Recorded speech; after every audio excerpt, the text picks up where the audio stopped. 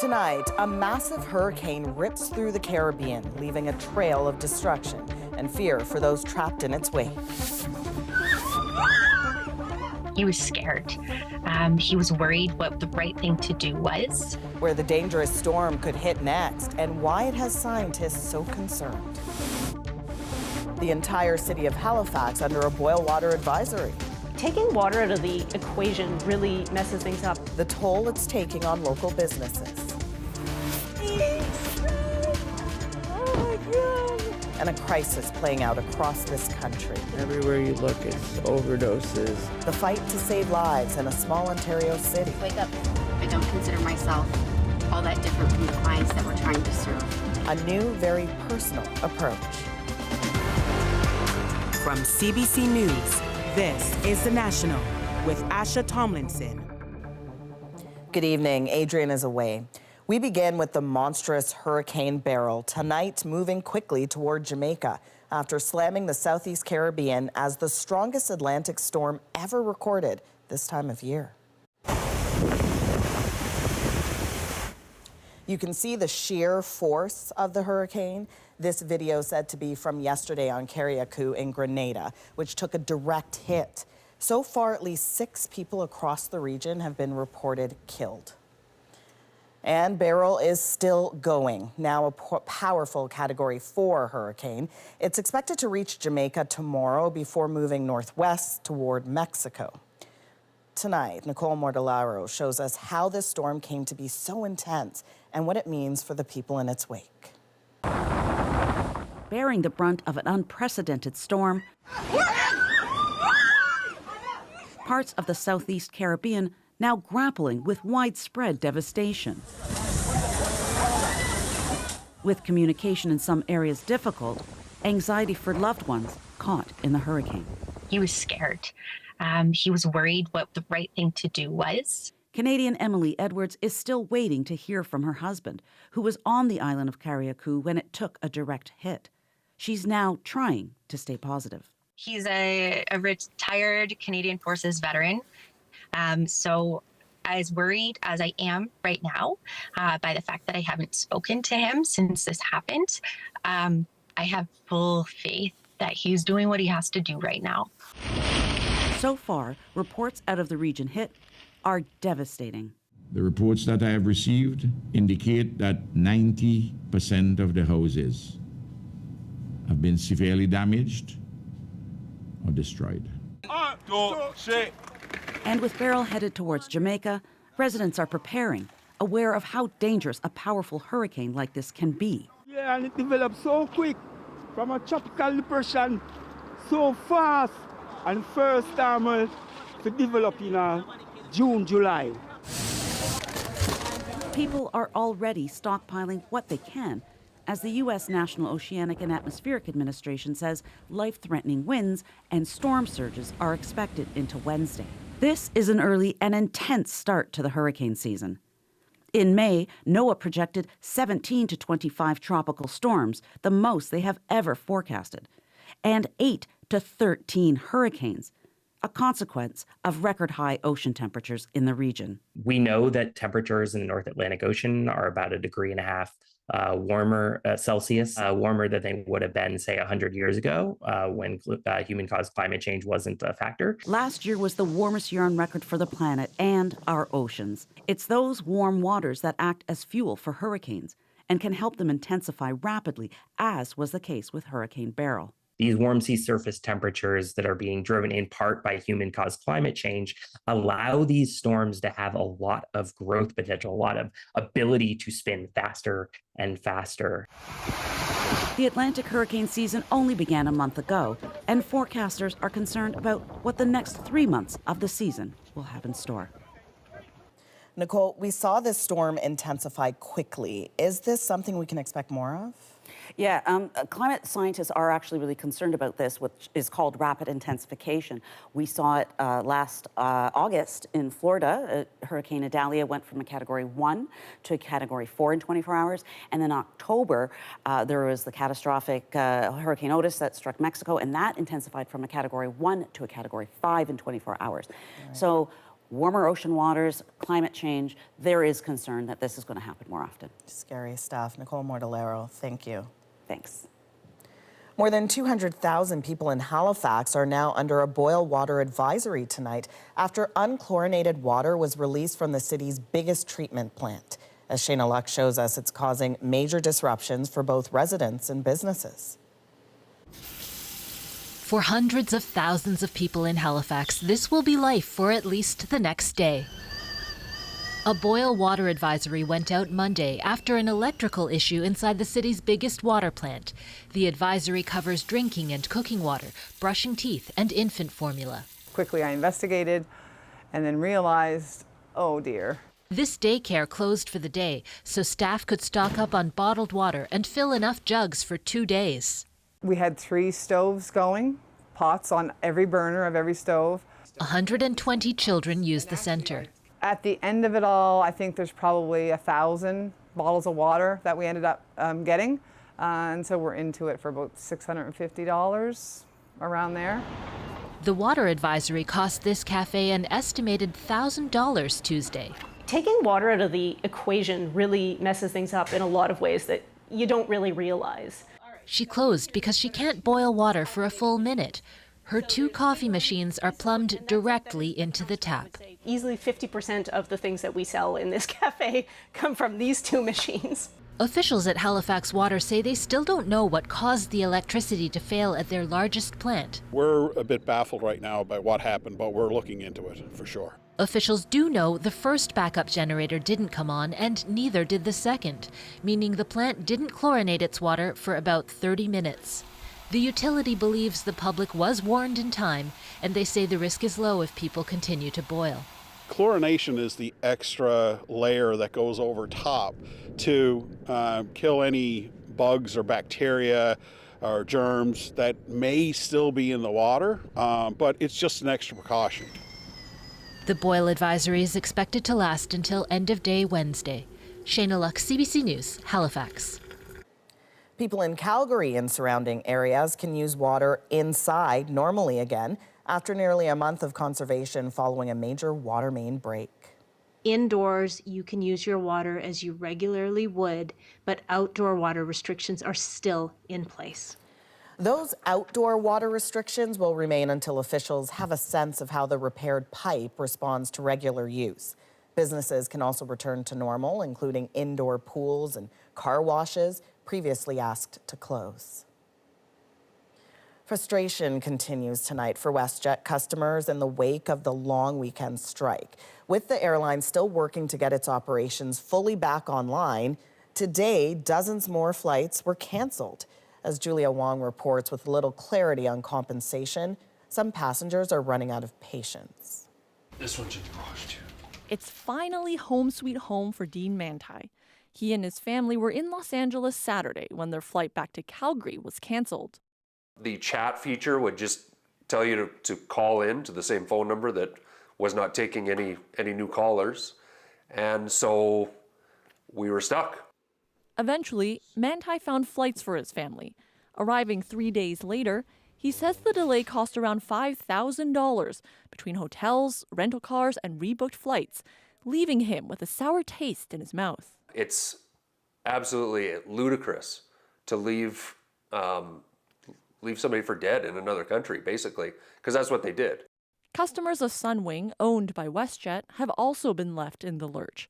These 2 Edmonton friends are stranded in Mexico after their flight home was canceled. They were hopeful the airline would rebook them, but they say they had to find their own way home. It's frustrating, and it's also just it feels very demeaning because I feel like we've been treated like nothing. The Canadian Transportation Agency, or CTA, says a labor dispute is outside an airline's control. But if there's a disruption, rules say the airline has 48 hours to rebook you. And if they can't, they have to make other travel arrangements or provide a refund. If someone had to pay their own way because they weren't able to get a flight within the first 48 hours, they weren't able to get on a flight, then the airline does owe that money because that's very, very clear in the rules. Passengers can also file claims with the airlines and could escalate it to the CTA. It's important, first of all, to take notes about what their experience has been, what information they have been provided, what messages they have received. WestJet says it's working to support affected passengers as it gets back to normal operations. When that might happen is unclear. Julia Wong, CBC News, Edmonton. For the first time, a Democratic member of Congress is publicly calling for Joe Biden to drop out of the presidential race. As Paul Hunter tells us, his plea joins a chorus of concerns about Biden's age and mental fitness. As White House briefings go, this was a remarkable one. We understand the concerns. We get it. The president did not have a great night. It was a bad night. And he did, on top of that, he had a cold. We're not taking away from what you all saw or what the American people saw. We understand. It was a bad night. Question after question on the mental and cognitive ability of the U.S. president after Joe Biden's debate last week with Donald Trump, a performance deemed by so many to be a stumbling disaster. Was he on meds? No. Is the White House hiding anything? No. Since the debate, has Biden had a neurological scan? A neurological scan? Look, what I can say is that, just to take a step back, it was a bad night. We understand that it was a bad night. And the president has spoken to this. And he understands that. All of this as whispers by Democrats that Biden may well be unfit for office and should quit his bid for re-election turned public. Representative Lloyd Doggett from Texas in a statement writing, "I'm hopeful that Biden will make the painful and difficult decision to withdraw.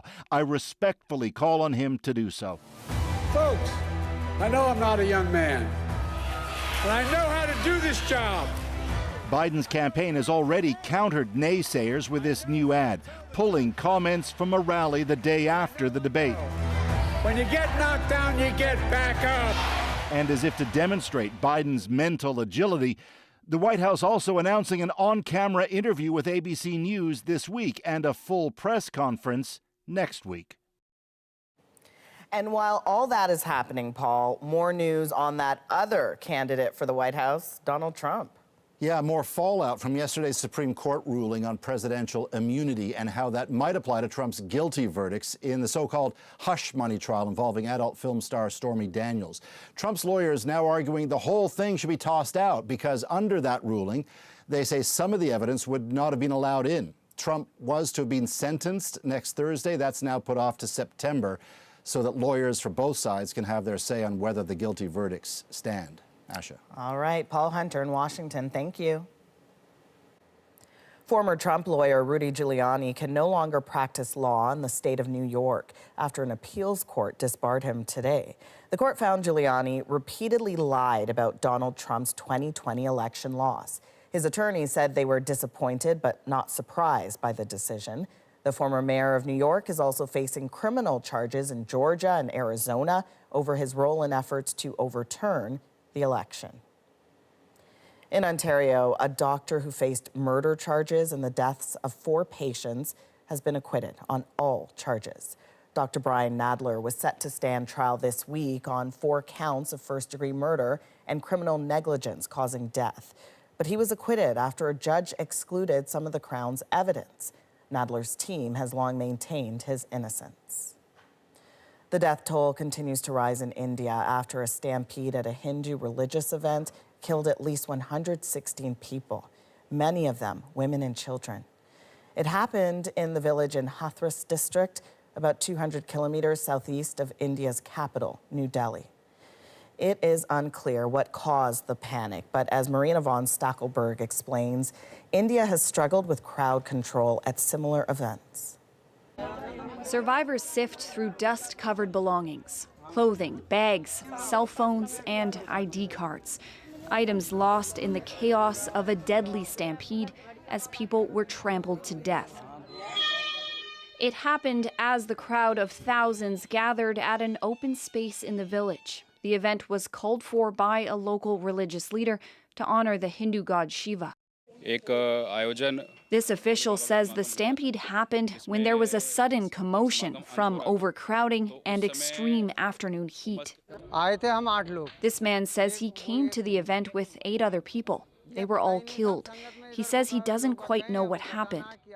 What's also unclear is how many are dead. That number rose throughout the day. Family members gathered outside of a local hospital while bodies were brought in. Many of the victims were women and children. The state's chief minister has ordered an investigation into what's being described as one of India's worst stampedes in recent years. But it's not the first time it's happened at a religious festival or gathering in the country. In several cases, hundreds have also been killed, often the result of poor management of massive crowds. The Indian government says it will compensate families of the dead from this incident with 200,000 rupees, about 3,300 Canadian dollars. Marina von Stackelberg, CBC News, Ottawa. An Ontario judge has granted an injunction to the University of Toronto to clear a pro-Palestinian encampment from its downtown campus. Our fight was never about the injunction or the space itself, but for justice. The ruling says all tents must be cleared by Wednesday night. Those who don't comply may be arrested and removed by police. The encampment was first set up 2 months ago. Many protesters say this is not the end of their fight. Thousands of Palestinians are scrambling to flee Khan Yunis tonight after Israel issued an evacuation order of the southern Gaza city. As Sasha Petrusik shows us, the distressing images reveal a dire situation, especially for the sick and wounded. Ambulances weave through the dusty, demolished south of Gaza, with nowhere to take the injured. The last facility accepting patients, Khan Yunis's European Union hospital, closed after an Israeli evacuation order, leaving this man on the street with both legs broken. There's no one to care for us patients, he says, as he and others are turned away from the only other option, the overflowing Nasser Hospital. Many of these wounded arrived after overnight Israeli strikes that killed 25 Palestinians, according to Gaza health officials. Israel's military says it bombed areas used to launch rockets over the border, attacks claimed by Palestine Islamic Jihad, a militant group that sometimes fights alongside Hamas. Prime Minister Benjamin Netanyahu vows Israeli operations will continue until Hamas is eliminated. We are full of the spirit of victory, he says, though there's no sign the fighting is ending. Instead, thousands of Palestinians are on the move once again. About 250,000 people told by Israel to evacuate Khan Yunis and the surrounding area. An evacuation of such a massive scale will only heighten the suffering of civilians and drive humanitarian needs even higher. Israel has increased the flow of drinking water to Gaza, but experts say there's still not nearly enough aid for a population constantly forced to move. I can't do it, he says. We're going to die walking. Sasha Petrusik, CBC News, Toronto. Toronto's lucrative tow truck industry is being linked to a new wave of violence. There's so many ways that tow trucks can be used to disguise organized crime. From shootings to fires to fraud, the accusations and the push to crack down. Next. Plus, 2 years after relaxing rules on personal grooming, I get to wear a pretty cool mustache now. Canada's military is scaling back. We'll tell you why. And a moving moment on stage with Michael J. Fox and Coldplay. We're back in 2.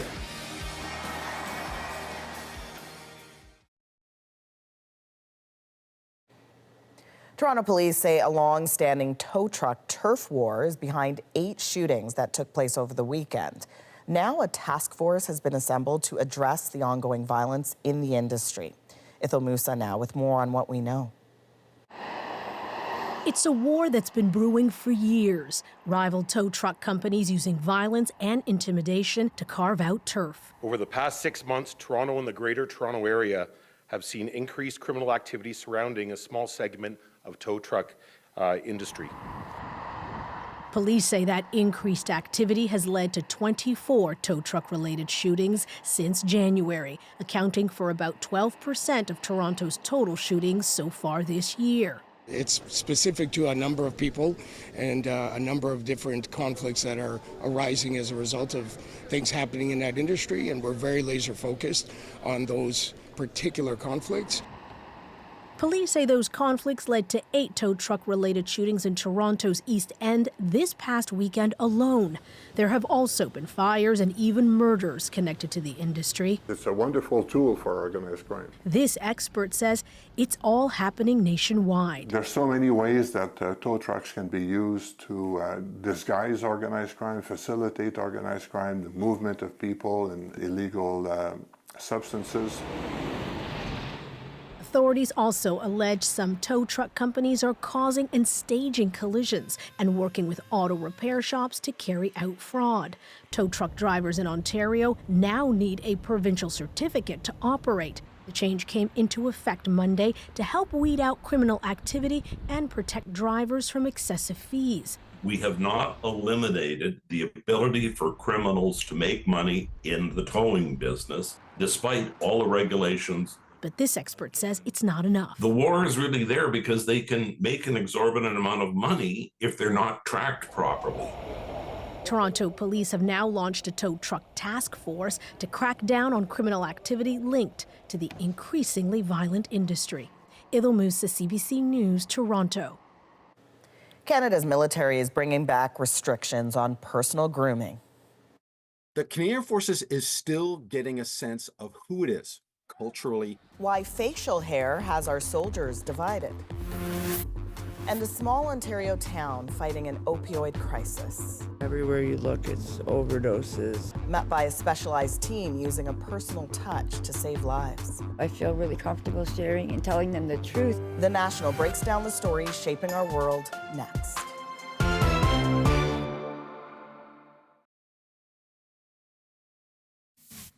The keys of Your Majesty's good city.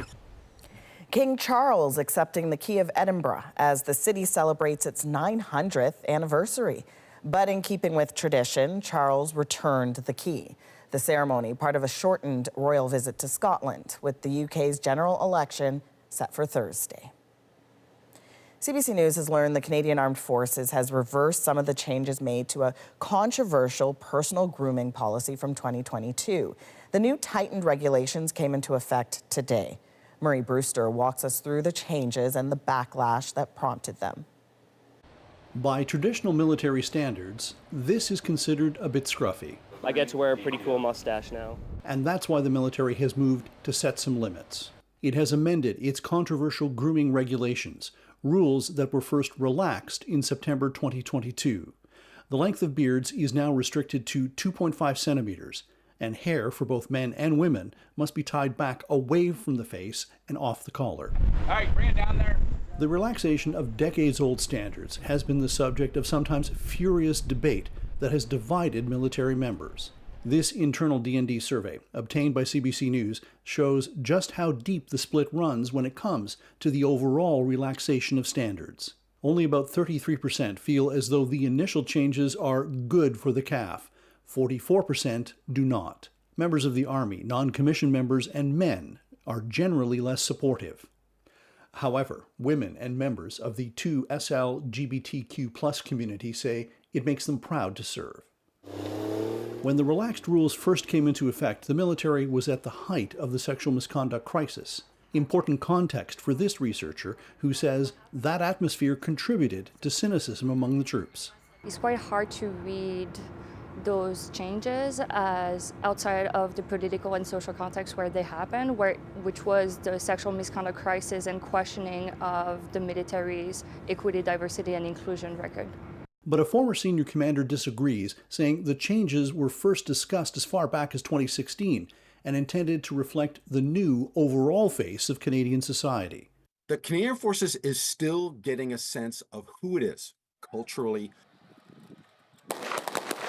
The argument against the relaxed standards, most often, is that it takes away from combat effectiveness.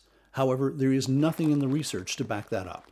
This has made some profoundly uncomfortable, based on the generation they come from. Others from a newer generation are completely at ease with it. Most of Canada's allies ended this grooming debate several years ago. Many allow beards as long as they're trimmed. Hair is a different story, though. Most allied nations insist their troops be as clean cut as possible. Murray Brewster, CBC News, Ottawa. Now let's break down the news shaping our world. With opioid deaths at crisis level, 3 people died right in front of me. an Ontario town commits to caring for users where they live. They think that maybe no one cares. Wake up, man. Does it work? I trust them all with my life. Omar Dabagi Pacheco shows us the human side of some very difficult lives and a paramedic's mission to help them survive. We're with paramedics responding to a 911 call. It seems like an apparent overdose. This is Pembroke, Ontario. Carrie. Went in here foaming at the mouth and shaking. Everywhere you look, it's overdoses. Wake up, man. You do not know what it's like to live on the street, have no roof over your head. Dispatch call 4600. Do you think first responders will see him again tonight? Possibly. I wish I could go back. I don't want to be like this. There's nothing on my belt here that's going to solve addictions. Why wouldn't we try something new? Because the answer is, if we do nothing, what's going to change? Priority purple. It means there's an immediate threat to life. My producer Ryan and I, we've been covering this fight against fentanyl. In Ottawa, we sat down with the people who use it. In Belleville, we saw how a toxic batch sent that city into a state of emergency. And now we're turning to Pembroke. We spent 3 days there over the course of a week. It's a small town trying a new solution, and we got rare access to paramedics just trying to keep people alive. This is Priority Purple, 23 Echo 01 Golf, overdose poisoning. Can you attach me to that, please? How many mirrors? 800. This is our last day in Pembroke. This town sees more than double the number of fatal overdoses per capita than the rest of Ontario. And we're inside Laurie Shannon's paramedic vehicle, responding to calls most of us never see. Please, oh my God. Whoever made this drug, oh my God. Oh my God, and that's just a withdrawal. It's fentanyl. Most overdose calls are. Last year, they got about 900 of these calls. He's gonna see it's worse than this. It's just starting. That's Carrie. We've bumped into her every single day that we've been here. She's been in a rough spot, but not like this. It's a town of 14,000 people, so you can't help but run into the same people day after day after day. And Renfrew County is using that to try a new approach. They're sending out paramedics and social workers, finding people where they're at before things get critical. This is day one. We meet Carrie. She's just been robbed, and she's looking for help. What happened to your ribs, Carrie? They got broken. I was in a scuffle. We walked down the road, people throw change at us. You crackhead, you need some spare change. You need some food, they'll throw pizza crust. People are very ignorant. You do not know what it's like to live on the street, have no roof over your head, be able to cover up at night, be able to have a bath. Nobody knows what it's like at all. I've been out here for a year. I'm 56 years old and I live on the street. When Messa first came to the grind, I stayed away. I didn't want to get close to them. I don't trust people. But with Laurie, I see her all the time. So I feel really comfortable sharing and telling them the truth and what's the matter with us. Us addicts find it hard to trust. And with Laurie and Joe, Basil, all of them, the Messa crew, I trust them all with my life. Carrie trusts Laurie and her crew with the life of her family, too. And by the end of the trip, we're going to find out exactly what that trust means. It's the kind of trust that takes hours of legwork. And it's the foundation for Renfrew County's new plan. It's called Mesa. They set up shop at a service hub called The Grind. I think the first time I went there, I was outside to introduce myself. There were maybe 8 people outside having a cigarette, and I think like 6 went back inside and 2 stayed to talk to me. So it did take some time. So yeah, we had to earn some trust, and we have to maintain it. Here's what that trust gets you out here: an open doorway into the world of fentanyl and homelessness. Lori's starting her day. A tent encampment's been vandalized. A 70-year-old beaten in his sleep. He's got signs of a brain injury, doesn't want to go on camera, doesn't want to go to the hospital either, and so Lori and a social worker get him into a motel room to recover for at least a few days. Lori was a paramedic in Toronto. She spent 15 years there, but it's different. She knows everyone by name, like Debbie. We run into her at a coffee shop. She's recovering from a stab wound to the face. Everywhere you look, it's overdoses. It's not an easy drug to get off of. It's got the worst withdrawal symptoms, the longest lasting withdrawal symptoms. There needs to be a serious driving force to get someone clean of it. It's like this all day. Downtown streets, rural areas. She's meeting clients everywhere she goes. When you hear about the fentanyl crisis, what does that look like to you? Terrible. Have you seen it down here on the street? Yeah, I've seen 3 people die like right in front of me. It's not fun. People you knew? Yeah, best friend. Can I ask what you're using? Fentanyl. We've heard a lot of people overdosing on fentanyl. Obviously, a really dangerous mix right now with the benzos, the animal tranquilizers, xylazine, who knows what's in it. What are your thoughts about what you're seeing on the street? Does that scare you at all? Sure does. Yeah. Yep. What do you think about every time you use fentanyl? Fuck it. But what do you say to that? As someone who wants to help, when someone says, fuck it. They think that maybe no one cares, but I think it's more that they think that they're not worth being cared about. You're trying to establish the fact that you're going to be there the next day and you're going to miss them if they're not there. Yeah. If you show up and they're not there. Yes. Absolutely. I can't imagine what it must feel like to know that, or believe that, nobody is on your side. Hours upon hours of conversations. It's finding people, getting them medication, wound care, temporary shelter. It's connecting them with social workers and the services that will keep them alive. For some, it's just a really slow, long, drawn-out suicide process, is one way to describe it. And you've just accepted that, I guess. Well, Had to. You have to. I can only control what I can do for other people, which is try and set people up for success. And what they do with that is up to them. Yeah. In between the check-ins, the inevitable calls for an overdose in progress. Can you attach me to that call on 333 Doran, please?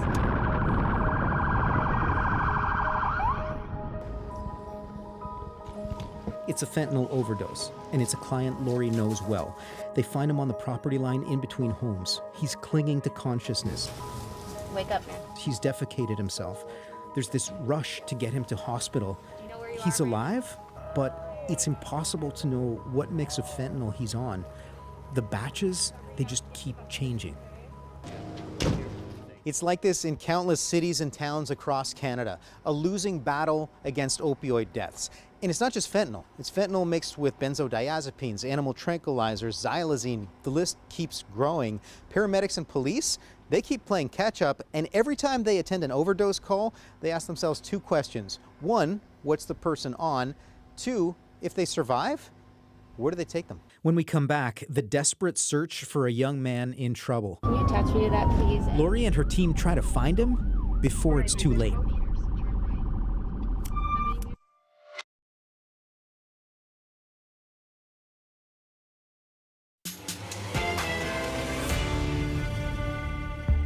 In a town torn by drugs, a life is at risk and things happen fast. Oh my God. The hunt for a missing man comes to a jarring end. I heard him trying to call for me. I went in and he foaming at the mouth and shaking.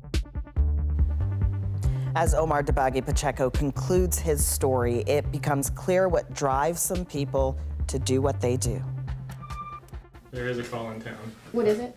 30-year-old lay on the street. We're on another overdose call. A man's passed out on someone's front lawn. He's in and out of consciousness. His name is Mark. So, you were seen, I guess, down the road? Lori knows him by name. She doesn't know where he sleeps, though. No address on file. And he's incoherent, so they do what they can. How did you end up solving that? They're gonna take him somewhere where hopefully he can perk up a little bit, and ideally he does so and doesn't sort of wander off and we find ourselves in the same situation again. So yeah, well, without a place to take him to, there's nowhere to take him. It's time and it's resources. She's got a list of people that she still needs to check up on. New drugs, new problems, like lesions, infections, and the longer they go on, the higher the cost. Homelessness isn't always rock bottom. You can go farther. There are real costs to not just the homelessness aspect of it, but the illness that can go with it. If you were to temporarily house to stabilize, I'm sure that's a cost. But just like a one-day cost for someone who needs that kind of, I don't know what that is. A lot, I imagine. Here's how some researchers see the numbers. A hospital ward costs $32,500 a month. Jail, half as much. A shelter costs $7,500 a month. But if you can get someone in supportive housing, the monthly price tag drops to $3,500. And so Lori tries to meet people at The Grind. It's a coffee shop and a helping center, and it's where the Mesa teams connect with dozens of people facing addictions and homelessness. We're feeding about 70 people a day. I'll just take you on the other side. We know our clients, we know the people that are in need, and with that builds trust. And we're getting more people to the agencies where they can get help. And I think breaking that barrier down, especially with that relationship, is where we're seeing success. It's a one-stop shop for help.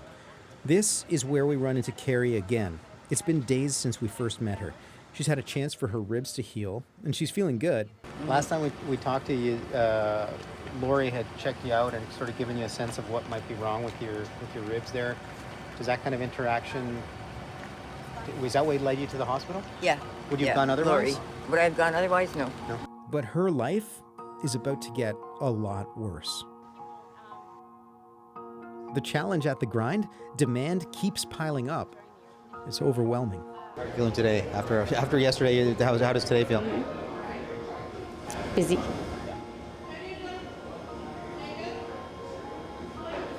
Lori chalks it up to growing pains because Mesa is brand new. Long term, all of Renfrew County's agencies are going to have a role to play in this solution. Mesa, in a nutshell, it's this.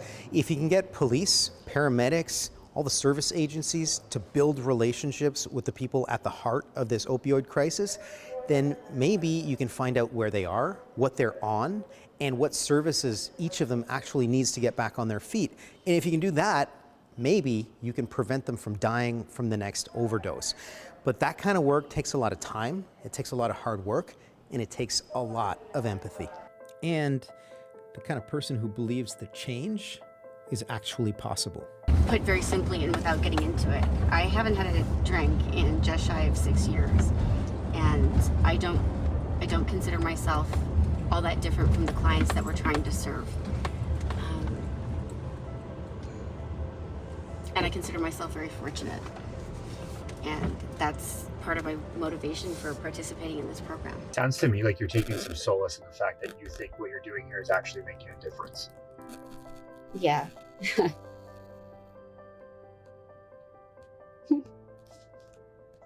It's a lot, but she's not alone. Half a dozen paramedic teams are already paired up with social workers, and now OPP are on board too. Why wouldn't we try something new? Because the answer is, if we do nothing, what's going to change? The answer is nothing.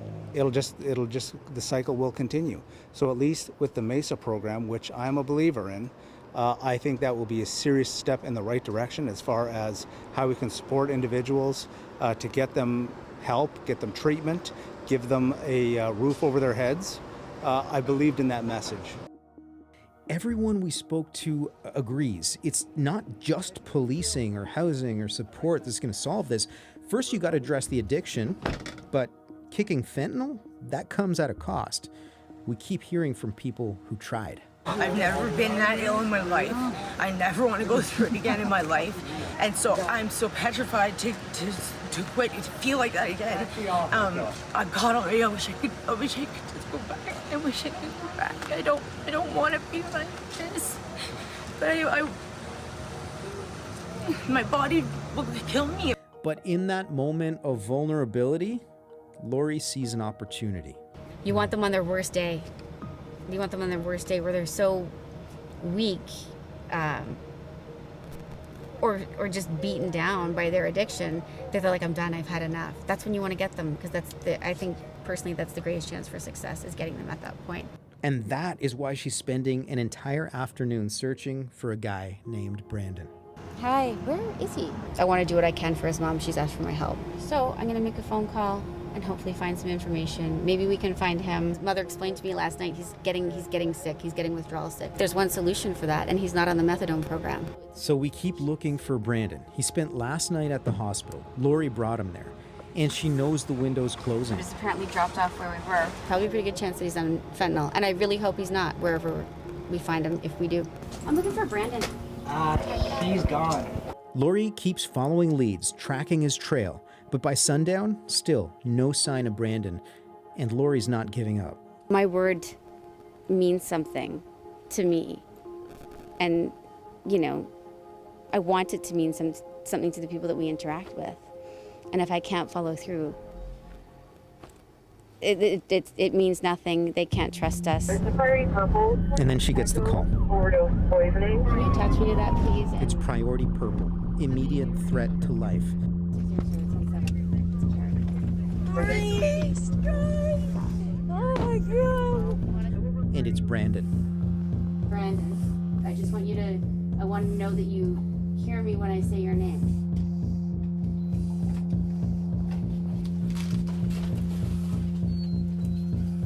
The person she's been searching for all day. Will you go with the crew when they come, though? Yeah. Brandon is Carrie's son. I heard him trying to call for me. I went in and hit foaming at the mouth and shaking, and oh my God. You never want to see your kid like that. And I get the vision in my head all the time now. Whoever made this drug, oh my God.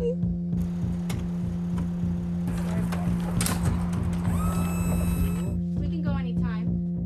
Yeah, we're good.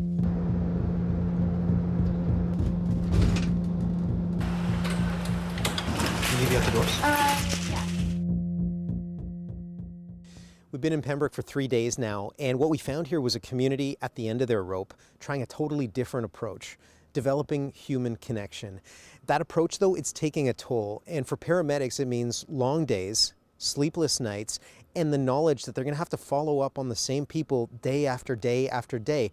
Some of them might be ready to turn a corner, others might not, but everyone we spoke to said they feel heard, they feel seen, and when the time does come to seek help, they know exactly who they're going to be turning to. Omar Dabagi Pacheco has been in touch with Brandon. He got a motel room for a few days with Lori's help to recover and go through withdrawal again. He gave Omar permission to show his face, hoping people will grasp the damage done by fentanyl. Coming up, a Canadian icon fighting a life-changing disease teams up with Coldplay.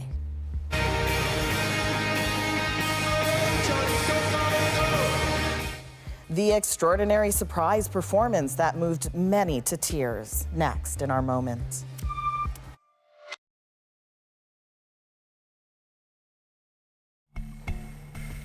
Yes, that is the legendary Michael J. Fox on stage with Coldplay at the Glastonbury Festival in England this weekend, where he stole the show as a special guest performer.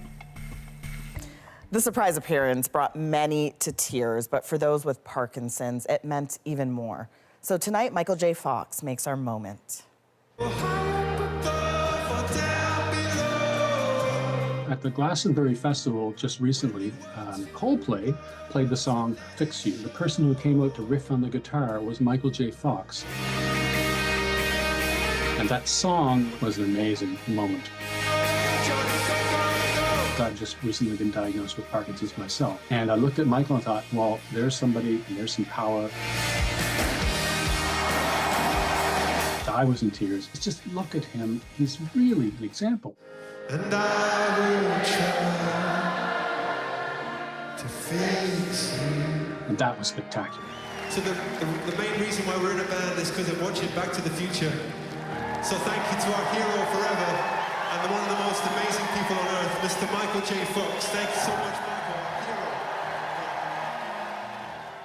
So clearly a very personal moment for James.